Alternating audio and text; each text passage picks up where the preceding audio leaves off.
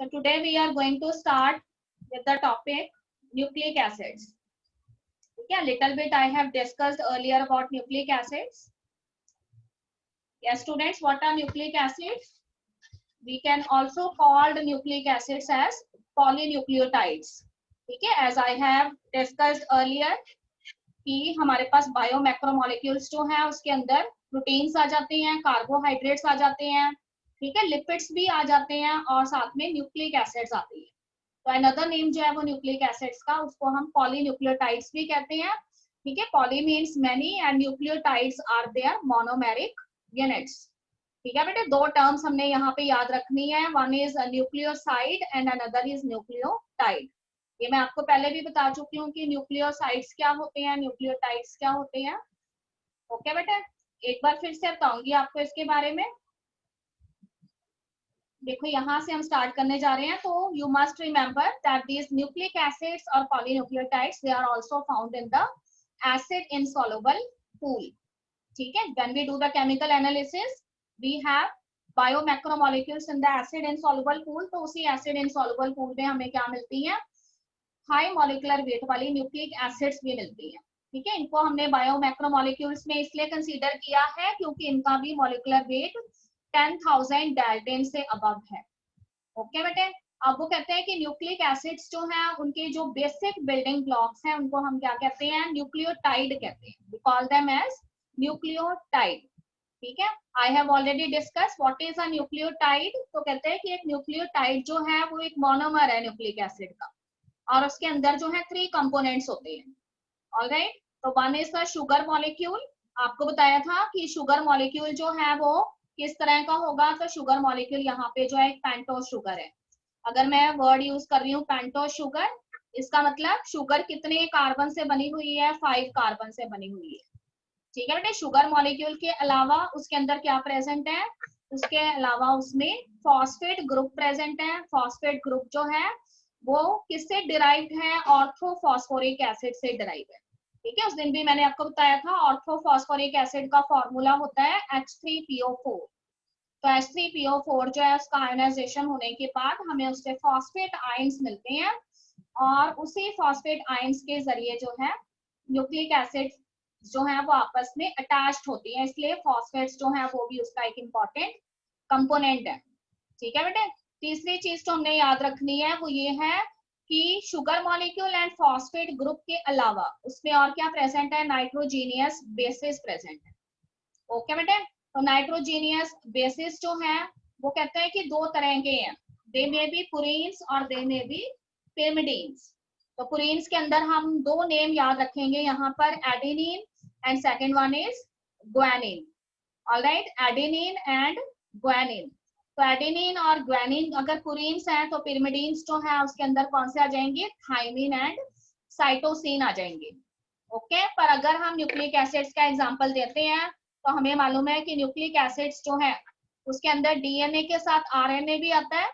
तो एक चीज और याद रखेंगे कि अगर एडेनिन जो है वो हमेशा डीएनए के अंदर थायमिन के साथ बाइंड करता है पर आरएनए के अंदर थायमिन प्रेजेंट नहीं होता है.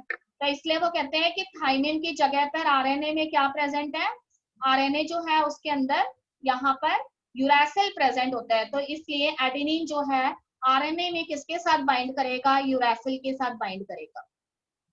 ओके बेटा, तो पुरीन में adenine and guanine and pyrimidine के अंदर कौन से आ जाएंगे, थायमिन एंड साइटोसिन और यूरासिल आ जाएगा अगर वो आरएनए है.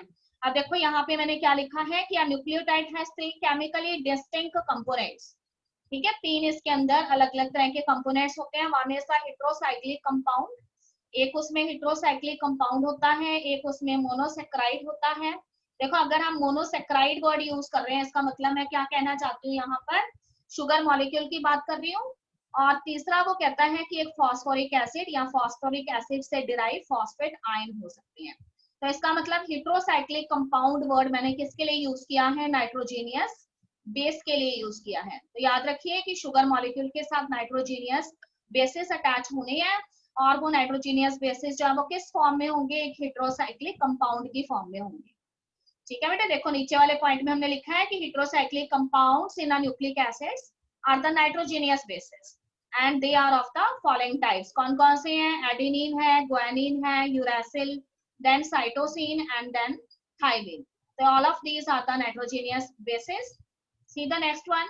ये सारे मैं आपको बता चुकी हूँ। Adenine and guanine they are the substituted purines, and thymine, cytosine and uracils they come under pyrimidines। ठीक है, यूरासिल के बारे में आपने ध्यान रखना है। जब हम आपको ये कहते हैं कि एडेनिन हमेशा थाइमिन के साथ बाइंड करता है तो इसका मतलब मैं डीएनए की बात कर रही हूँ। और अगर मैं आपसे ये कहती हूँ कि भाई ग्वानिन जो है वो किसके साथ बाइंड करेगा, तो ग्वानिन जो है वो यहाँ पर साइटोसिन के साथ बाइंड करेगा। पर अगर हमारे पास आरएनए है तो आरएनए जो है उसके अंदर थाइमिन प्रेजेंट नहीं होता, इसलिए एडेनिन जो है वहां पर यूरासिल के साथ बाइंड करेगा। ओके बेटा, this is clear to all. उसके बाद देखिए, sugar found in the polynucleotide is either ribose sugar और द डीऑक्सी राइबोस शुगर। ठीक है, तो कहते हैं कि शुगर मॉलिक्यूल जो इसके अंदर प्रेजेंट होता है वो या तो राइबोस शुगर होता है या डीऑक्सी राइबोस शुगर होता है। तो आपको मालूम है कि अगर हम बात कर रहे हैं डीऑक्सी राइबोस की, इसका मतलब हम किसकी बात कर रहे हैं? डीएनए की बात कर रहे हैं। ओके बेटे, अगर हम राइबोस शुगर की बात कर रहे हैं तो इसका मतलब हम आरएनए की बात कर रहे हैं। तो दोनों केसेस में शुगर मॉलिक्यूल जो है वो वेरी करेंगे। ठीक, उसके बाद देखिए, अब वो कहता है कि न्यूक्लिक एसिड्स जो हैं, जिस तरह से प्रोटीन्स जो हैं उसके अलग अलग तरह के स्ट्रक्चर्स होते हैं, प्राइमरी स्ट्रक्चर है, सेकेंडरी, टर्शरी, क्वाटरनरी स्ट्रक्चर है, तो उसी तरीके से जो हमारी न्यूक्लिक एसिड्स हैं वो भी वैरायटी ऑफ स्ट्रक्चर्स रखती है। तो उसी में से अगर हम बात करें डीएनए की, which is an example of a nucleic acid, तो ये जो डीएनए है वो यहाँ पर एक सेकेंडरी स्ट्रक्चर जो है उसकी फॉर्म में एग्जिस्ट करता है। ठीक है बेटे, तो डीएनए का ये जो सेकेंडरी स्ट्रक्चर है उसको फर्स्ट टाइम डिस्क्राइब किया गया by two scientist and their name was Watson and Crick. ठीक है, तो बैटसन एंड क्रिक जो थे उन्होंने डीएनए जो है वो किस तरीके से अपने सेकेंडरी स्ट्रक्चर में दिखता है हमें उसको एक्सप्लेन किया। So this model is known as Watson and Crick model of the DNA, or in other words you have to remember the name. This model is also known as the double helical model of DNA that was given by two scientists Batson and Crick। ठीक है बेटे, क्या कहता है ये model, वो ध्यान से सुनेंगे। तो ये मॉडल ये कहता है कि डीएनए जो एक न्यूक्लिक एसिड है वो किस फॉर्म में हमें नजर आती है? डबल हेलिक्स की फॉर्म में नजर आती है। यानी उसके अंदर कितने जो है स्टैंड्स प्रेजेंट हैं? टू स्टैंड्स प्रेजेंट हैं और दोनों स्टैंड्स जो है वो हेलिकल फॉर्म में है। ठीक है, और दोनों ही स्टैंड्स जो हैं पॉलीन्यूक्लियोटाइड के वो एक दूसरे के एंटी पैरेलल डायरेक्शन के अंदर रन करते हैं।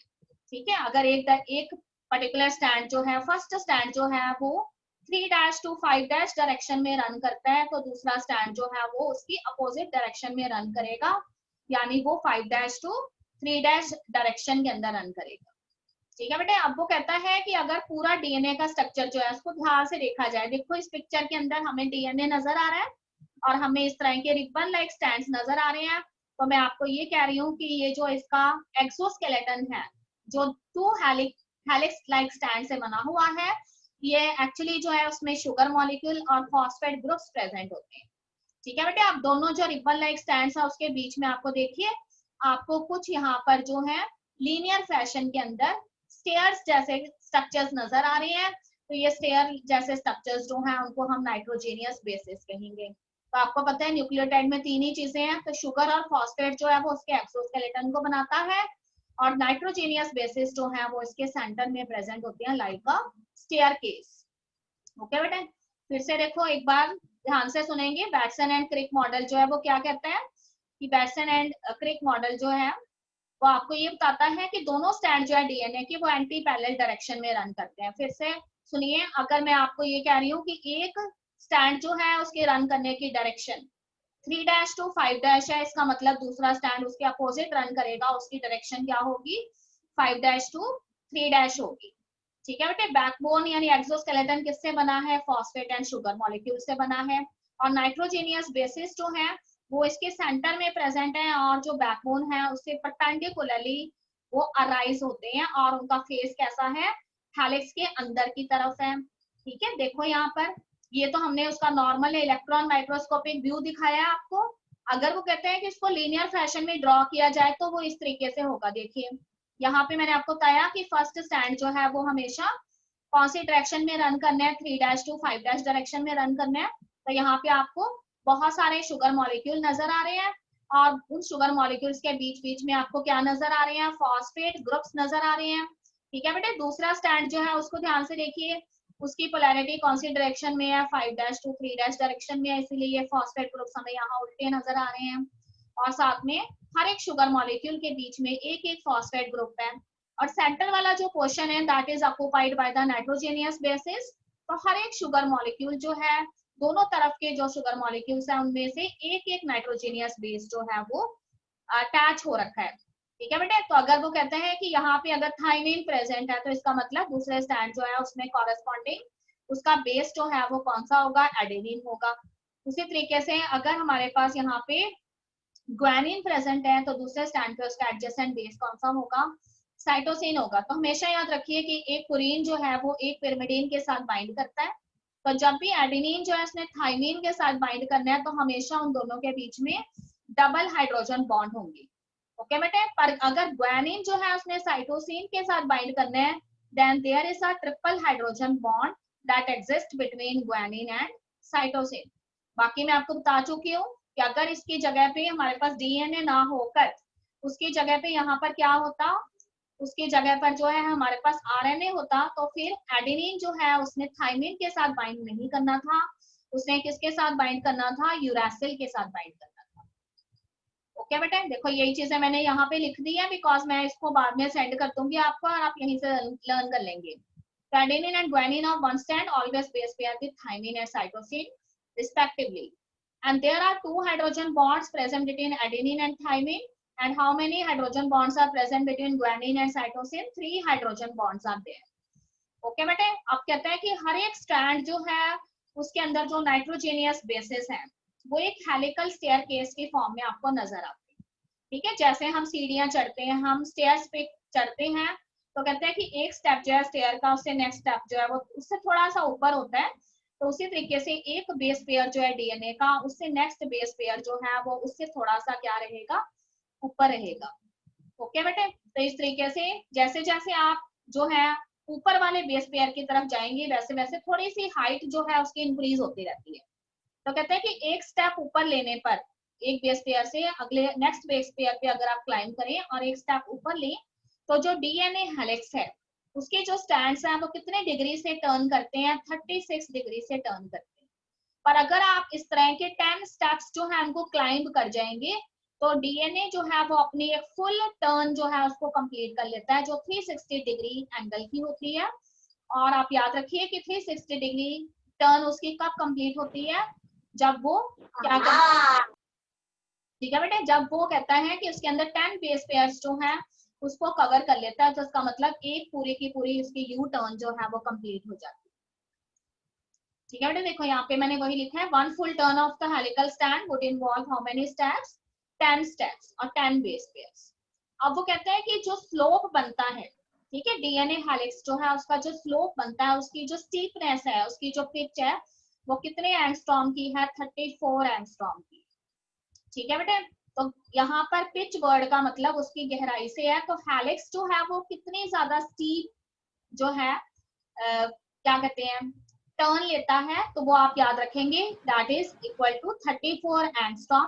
और एक बेस पेयर जो है जब उससे हम नेक्स्ट बेस पेयर पे जाते हैं, ठीक है, तो उस दौरान जो है उसकी स्टीफनेस जो है वो कितनी रहेगी, 3.4 एंगस्ट्रॉम की होगी। उसके बाद देखो कहते हैं कि इस तरह से ऐसा नहीं है कि सिर्फ यही हमें फॉर्म डीएनए की नजर आती है, ऐसे कई सारे स्ट्रक्चर्स जो है वो डीएनए की अवेलेबल है। और अभी हम जो Watson and Crick model discuss कर रहे थे वो बी डीएनए जो है उसके फीचर्स है। ठीक है, ऐसे साइंटिस्ट के द्वारा कई सारे स्ट्रक्चर डीएनए के बताए गए हैं, समाज जेड डीएनए, ठीक है, कुछ ए डीएनए है, कुछ वाई डीएनए है। तो ये जो हमने यहाँ पे बैटसन एंड क्रिक मॉडल के फीचर स्टडी किए हैं वो एक्चुअली बी डीएनए के हैं, जो मेजोरिटी ऑफ डीएनए के जो स्ट्रक्चर है उसमें से होता है।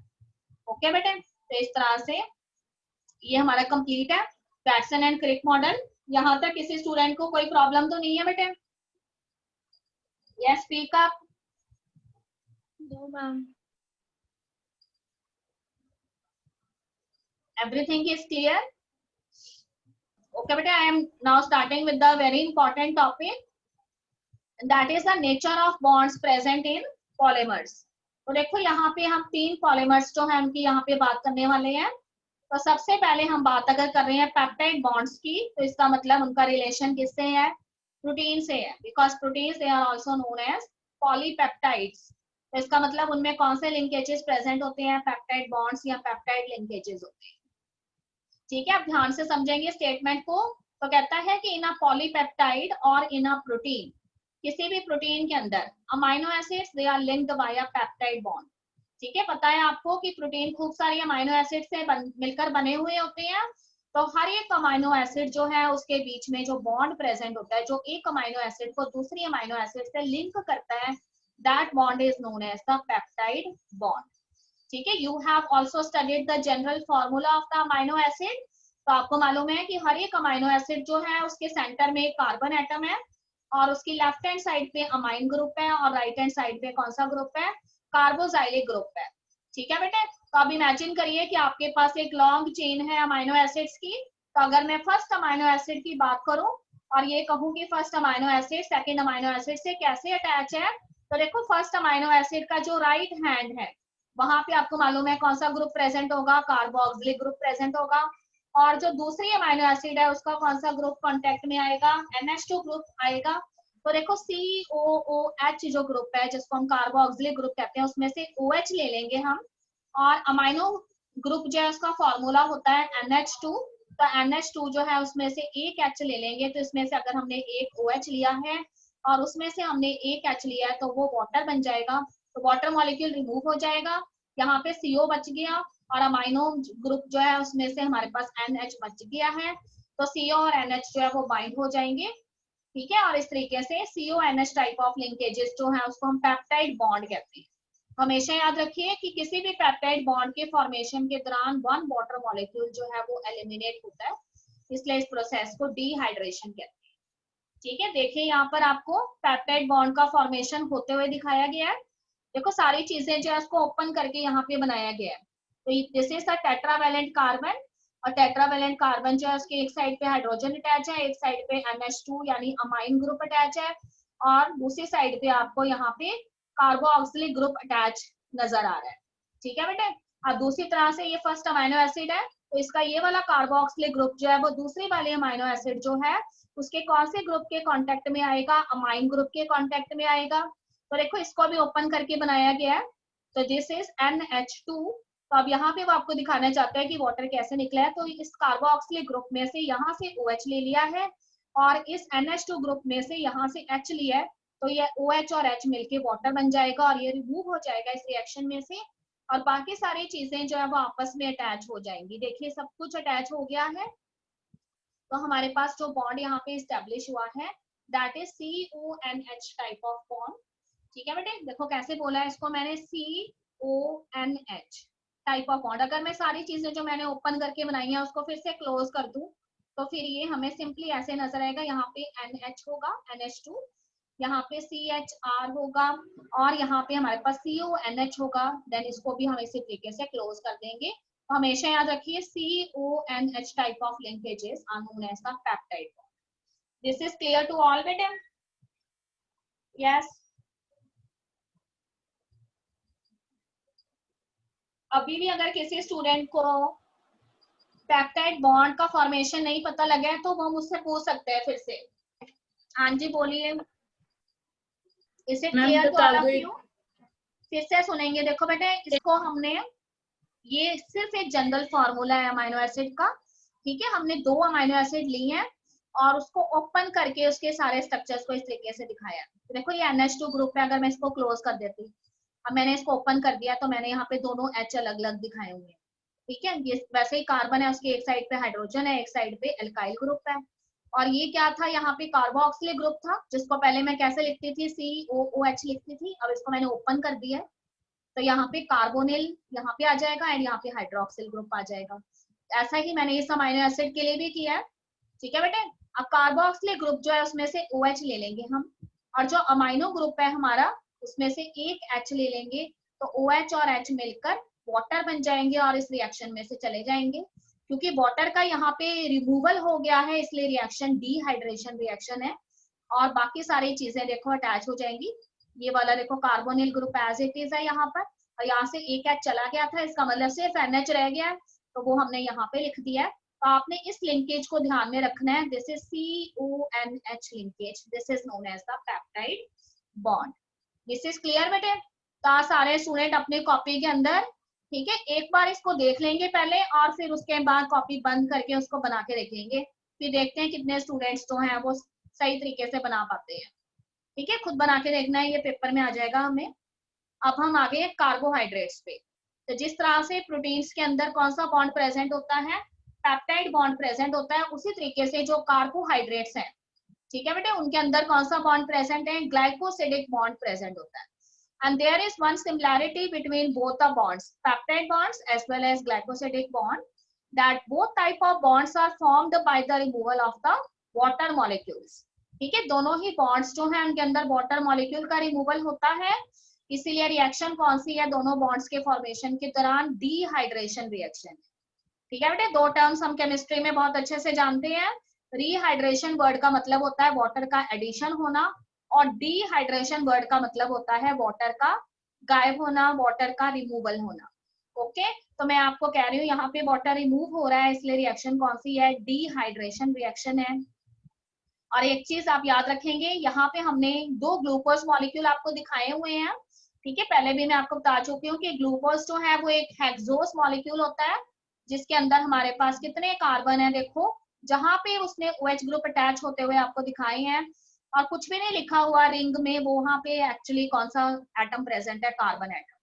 ठीक है, अब देखिए जहां पे मेरा कर्सर जा रहा है, यहाँ 1 कार्बन प्रेजेंट है। ठीक है बेटे, हियर 1 कार्बन, देन 2, देन यहाँ पर हमारे पास 3 कार्बन है, 4 कार्बन है। ठीक है, और यहाँ पे देखो एक ऑक्सीजन आ गया है बीच में। ठीक है बेटे, ये ऑक्सीजन आने की वजह से ये कैसा रिंग है, एक हेट्रोसाइक्लिक रिंग है। उसी तरह से एक दूसरा ग्लूकोज मॉलिक्यूल लिया है हमने, तो हमने क्या करना है, कोई भी दो ग्लूकोज मॉलिक्यूल या कोई भी दो मोनोमर कार्बोहाइड्रेट के जब पास आते हैं, तो जो एडजेसेंट कार्बन होते हैं उनके, ठीक है, तो यहाँ पे भी देखो कार्बन एटम प्रेजेंट है, यहाँ पे भी कार्बन एटम प्रेजेंट है, तो ये जो दो एडजेसेंट कार्बन एटम है उनमें से क्या होगा, वाटर मॉलिक्यूल का रिमूवल होगा। अब हमेशा याद रखिए कि कार्बन जो है, अगर उसमें एक साइड पे OH ग्रुप आपको दिखाया हुआ है, तो नेचुरली दूसरी साइड पे कौन सा ग्रुप होगा, H होगा। ठीक है, यहाँ पे भी अगर आपको OH नजर आ रहा है, तो इसके ऊपर की तरफ कौन सा ग्रुप है, हाइड्रोजन है, प्रोटॉन की फॉर्म में। ठीक है, हमेशा जब भी हाइड्रोजन अलग होता है तो प्रोटॉन की फॉर्म में होता है, ये आपको मालूम है। तो आप देखो ये दो एडजेसेंट कार्बन जो है, उसमें से अगर मैं इस वाले कार्बन का ये OH ले लेती हूँ, और दूसरा वाला कार्बन जो है उसका जो ऊपर प्रेजेंट H है उसको ले लेती हूँ, तो मेरे पास वाटर मॉलिक्यूल बन जाएगा, और वो वाटर मॉलिक्यूल रिमूव हो जाएगा। ठीक है बेटे, अब देखो यहाँ से जो है मैंने OH उठा लिया, इसका मतलब यहाँ पे एक H बचा हुआ है, और यहाँ से मैंने क्या लिया था, सिर्फ H लिया था, इसका मतलब यहाँ पे O बचा हुआ है। ठीक है, तो वो चीज यहाँ पे सेंटर में आ गई है देखो, और इस तरह से दो कार्बन जो है उनके बीच में ये आपको 1 एटम ऑक्सीजन का नजर आ रहा है, तो COC टाइप ऑफ बॉन्ड बन जाता है, और इस बॉन्ड को हम क्या कहते हैं, ग्लाइकोसिडिक बॉन्ड कहते हैं। ये क्लियर हो रहा है बेटा सब बच्चों को? हाँ जी, speak up. Yes. Yes, ma'am. हाँ जी, can any student explain the bond formation for me? कोई बच्चा मेरे लिए ये बॉन्ड फॉर्मेशन एक्सप्लेन कर सकता है कैसे हुआ, जैसे मैंने अभी बताया? यस बेटा, any of the student? No one? इसका मतलब गड़बड़ है फिर। ठीक है, मैंने पहले भी आपको बताया था, if you are not able to understand anything, you have to speak frankly, otherwise the problem should be there. Okay, listen to me carefully again. ठीक है, what I said, there is a hexose ring. ठीक है, glucose एक कैसा molecule है, hexose molecule है, पर आपको ये पता होना चाहिए कि उसका जो रिंग है ना, वो एक हेट्रोसाइक्लिक रिंग है। मतलब अगर उसमें काफी सारे कौन से एटम्स प्रेजेंट है, कार्बन एटम प्रेजेंट है, तो उसमें एक अद्दी पोजीशन पे क्या प्रेजेंट है, एक हेट्रो एटम भी प्रेजेंट है, और वो हेट्रो एटम यहाँ पे कौन सा है, ऑक्सीजन। ठीक है बेटे, आप देखो हर एक जो पोजीशन है उसको ध्यान से देखो रिंग की। देखो यहाँ पे आपको अलग अलग पोजीशंस नजर आ रही, जहां मेरा कर्सर जा रहा है वहां कुछ भी नहीं लिखा हुआ है, उस पॉइंट को मैं यहाँ पे ये मानूंगी कि यहाँ पे क्या प्रेजेंट है, कार्बन प्रेजेंट है। ओके बेटे, अब उसके नीचे आपको OH नजर आ रहा है हैंगिंग फॉर्म में, सब्स्टिट्यूएंट की फॉर्म में, ठीक है। पर ऊपर की तरफ उसमें क्या प्रेजेंट होगा, H प्रेजेंट होगा। इसको हम इस तरीके से जानेंगे, C जो है उसके ऊपर की तरफ H है और नीचे की तरफ OH है। उसी तरह से दूसरे कार्बन पे भी ऊपर H है जो उसने शो नहीं किया, नीचे OH है। फिर तीसरे कार्बन पे भी अगर ऊपर OH दिखाया है इसका मतलब नीचे H है, और चौथे कार्बन पे भी अगर नीचे OH दिखाया है इसका मतलब ऊपर H है। अब पांचवें कार्बन को ध्यान से देखो, पांचवें कार्बन पे ऊपर CH2OH है पर नीचे जो है उसमें H प्रेजेंट है। और ऑक्सीजन की हमने यहाँ कोई बात नहीं कर दी है क्योंकि वो हेटेरो एटम है, ठीक है। तो ये किसका स्ट्रक्चर है, ग्लूकोज का स्ट्रक्चर है। तो देखो दो ग्लूकोज जब एक दूसरे के कांटेक्ट में आएंगे तो देखो इसका ये वाला कार्बन और इसका भी ये वाला कार्बन, ठीक है। अब वो अगर मैं इसकी नंबरिंग कहीं से भी शुरू कर दूं, सपोज करो ये ऑक्सीजन एटम है, मैंने इसकी नंबरिंग यहाँ से शुरू की, तो इस कार्बन को मैं 1 कहती हूँ, उसको 2 कहती हूँ, this is 3, this is 4, this is 5, ठीक है बेटे। अब इस वाले की भी मैंने यहाँ से नंबरिंग की, तो देखो 1 2 3 4 5, ऑलराइट। अब देखो ध्यान से, ये वाला जो पहला वाला रिंग है उसका ये कार्बन नंबर 1 है, पर दूसरा वाला जो रिंग है उसका ये कार्बन नंबर कितना है, देखो 1 2 3 एंड 4, उसका ये चौथा कार्बन है, इसका ये पहला कार्बन है। इसका मतलब कार्बन नंबर 1 और कार्बन नंबर 4 के बीच में कौन सा बॉन्ड बनेगा, ग्लाइकोसिडिक बॉन्ड बनेगा।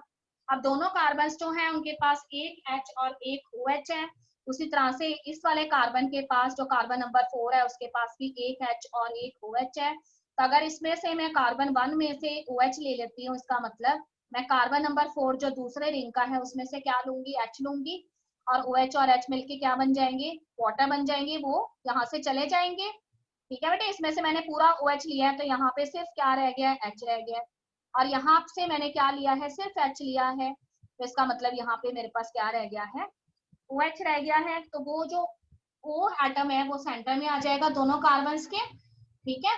और इस तरह से हमारे पास बॉन्ड बन जाएगा COC type of bond. This is clear बेटे?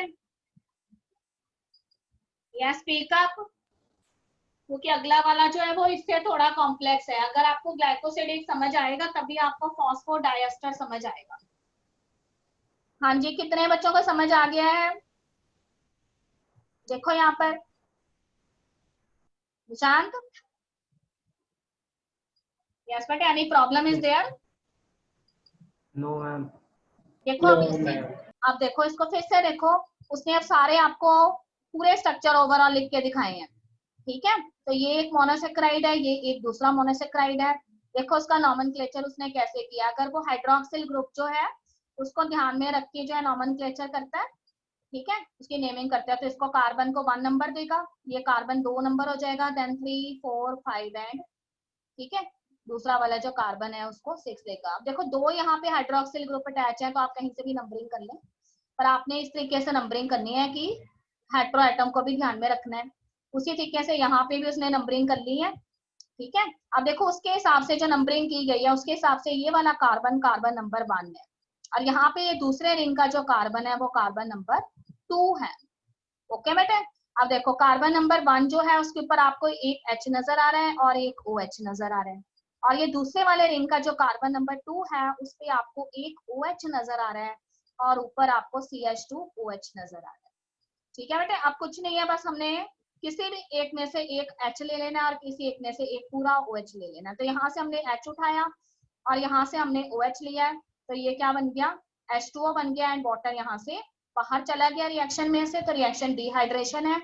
और ये जो अकेला ऑक्सीजन यहाँ पे बचा है एटम, ठीक है बेटे, ये ऑक्सीजन एटम जो है उसको सेंटर में ले आएंगे, और ये हाइड्रोजन जो है यहाँ पे तो ओपन करके दिखाए हुए हैं ना, क्लोज करेंगे तो ये हाइड्रोजन हमें नजर नहीं आएंगे, इसका मतलब इस पॉइंट पे कार्बन प्रेजेंट है, तो कार्बन यहाँ पे भी है, कार्बन यहाँ पे भी है, और इस ऑक्सीजन को बीच में ले आए तो हमारे पास बॉन्ड बन गया COC टाइप ऑफ बॉन्ड। तो ये लिंकेज जो है वो कौन सा हो जाएगा, ग्लाइकोसिडिक लिंकेज। ओके बेटे, इजी है। अब देखो ये वाला थोड़ा सा कॉम्प्लिकेटेड है, फिर भी मैं आपको बता रही हूँ, बहुत आसानी से समझ आ जाएगा। देखो न्यूक्लिक एसिड जो है उसके अंदर कहता है कि जो फॉस्फेट ग्रुप होता है, ठीक है बेटे, फॉस्फेट ग्रुप का फॉर्मूला यहाँ पे रहेगा PO4, ठीक है, PO4। और आपको पता है फॉस्फेट आयंस जो है वो नेगेटिव चार्ज रखते होते हैं, ठीक है। तो कहते हैं कि हर एक जो न्यूक्लियोटाइड है उसके अंदर क्या प्रेजेंट है, शुगर मॉलिक्यूल प्रेजेंट है, और शुगर मॉलिक्यूल के साथ दो चीजें अटैच हैं, एक तो फॉस्फेट ग्रुप अटैच है और एक उसके अंदर नाइट्रोजीनियस बेस अटैच है, ठीक है। तो देखो यहाँ पे मैंने लिखा है in a nucleic acid a phosphate moiety links the 3' carbon of one sugar. पहला वाला जो शुगर है उसका जो 3' कार्बन है, और दूसरा वाला जो शुगर मॉलिक्यूल है न्यूक्लियोटाइड, दूसरे न्यूक्लियोटाइड का जो शुगर मॉलिक्यूल है उसका जो 5' कार्बन है उसके बीच में बॉन्डिंग होनी है। और दोनों जो कार्बन है, फर्स्ट वाला जो न्यूक्लियोटाइड है उसका 3' कार्बन, और दूसरे वाला न्यूक्लियोटाइड जो है उसका 5' कार्बन, जो है उसके बीच में कौन सा ग्रुप आ जाएगा, फॉस्फेट ग्रुप आ जाएगा। यानी फॉस्फेट ग्रुप जो है वो पहले न्यूक्लियोटाइड के 3' कार्बन को दूसरे न्यूक्लियोटाइड के 5' कार्बन के साथ अटैच करेगा, और इस तरह से बनने वाला जो बॉन्ड है उसको हम क्या कहेंगे, फॉस्फोडाइएस्टर बॉन्ड कहेंगे। देखो नीचे, the bond between the phosphate and the hydroxyl group of the sugar is an ester bond and there is one such ester bond on either side, so it is called phosphodiester bond। ठीक है बेटे, either side क्यों लिखा है, क्योंकि एक stand जो है आपका, अगर आप डीएनए की बात कर रहे हैं तो डीएनए जो है उसके दो स्टैंड है ना, तो अगर एक फॉस्फोडाइएस्टर बॉन्ड इधर बनता है तो दूसरे स्टैंड पे भी एक और जो है फॉस्फोएस्टर बॉन्ड बनेगा, इसलिए उसको डाइएस्टर बोला है। ऐसे आपको समझ नहीं आएगा, देखो यहाँ पे हमने बना के दिखाया आपको, देखो यहाँ पे हमें शुगर मॉलिक्यूल का स्ट्रक्चर नजर आ रहा है, ठीक है बेटे, ध्यान से देखेंगे। देखो उसके साथ जो है वो कहता है कि आप उसकी नंबरिंग कहीं से भी अगर स्टार्ट करते हैं, तो अगर मैं इसकी नंबरिंग जो है वो यहाँ से स्टार्ट करती हूँ तो ये मेरा कार्बन 1 होगा, ये कार्बन 2 होगा और ये कार्बन 3 होगा। ओके बेटे, दूसरी तरीके से वो कहते हैं कि we have another sugar molecule, और इसी के कांटेक्ट में अगर एक अनदर शुगर मॉलिक्यूल आता है तो उसके अंदर देखो, अगर ये कार्बन 1 है, ये 2 है, ये 3 है, ये 4 है, और 4 के साथ ऊपर एक ग्रुप अटैच है CH2, ठीक है। ये तो उसने आगे का दिखा दिया है कि फॉस्फेट के साथ वो अटैच हो गया है, तो यहाँ पे जो आपको OH नजर आ रहा है ना, ये वाला, ठीक है बेटा, ये OH यहाँ नहीं है, ये इस जगह पर है, CH2 के साथ OH है, ये बॉन्ड बन गया है इसलिए उसने आपको यहाँ दिखाया, ठीक है। फिलहाल आप ऐसे याद रखेंगे, कार्बन 1 जो है, ठीक है, ये कार्बन 2 है, ये कार्बन 3 है, ये कार्बन 4 है, और कार्बन 4 के ऊपर कौन सा ग्रुप अटैच है, CH2OH ग्रुप अटैच है। अब आपने इस वाले न्यूक्लियोटाइड को और इस वाले न्यूक्लियोटाइड में कार्बन नंबर 3 और कार्बन नंबर 5 के बीच में बॉन्डिंग करवानी है। देखो इस वाले न्यूक्लियोटाइड की अगर मैं बात कर रही हूँ तो उसका कार्बन नंबर 3 कौन सा है, 1 2 3, ये वाला कार्बन है, तीसरा कार्बन, और उसके नीचे देखो क्या अटैच है, OH ग्रुप अटैच है। और अगर मैं दूसरे न्यूक्लियोटाइड की बात कर रही हूँ तो उसका कार्बन नंबर 5 कौन सा है, देखो 1 2 3 4, और ये वाला जिसपे CH2 लिखा है वो कार्बन नंबर 5 है।